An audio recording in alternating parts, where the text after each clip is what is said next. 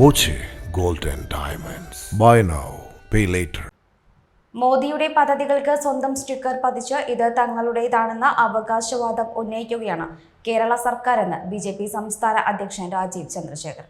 കഴിഞ്ഞ 9 വർഷത്തിനിടെ ഒരു വലിയ പദ്ധതി പോലും സംസ്ഥാന സർക്കാർ നടപ്പാക്കിയിട്ടില്ലെന്ന് അദ്ദേഹം കുറ്റപ്പെടുത്തി. ഒറ്റപ്പാലത്തെ ബിജെപി വെസ്റ്റ് ജില്ലാ കമ്മിറ്റിയുടെ വികസിത കേരളം കൺവെൻഷൻ ഉദ്ഘാടനം ചെയ്യുകയായിരുന്നു അദ്ദേഹം. വിഴിഞ്ഞം തുറമുഖം യാഥാർത്ഥ്യമാക്കിയത് കേന്ദ്ര സർക്കാരാണ്. ദേശീയപാത വികസനവും കേന്ദ്ര സർക്കാർ പദ്ധതിയാണ്.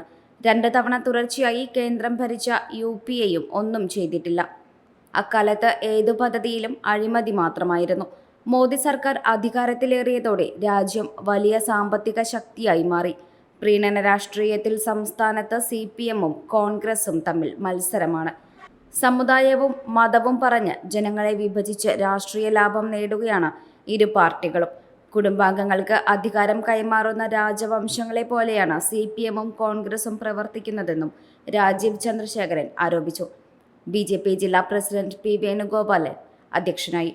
സംസ്ഥാന general secretary C. Krishnakumar, secretary S. Suresh, KM Haridas, KK Aneesh Kumar, T. Sankarankutty, B. Manoj, Sini Manoj, Babu Pookkattiri എന്നിവർ പ്രസംഗിച്ചു.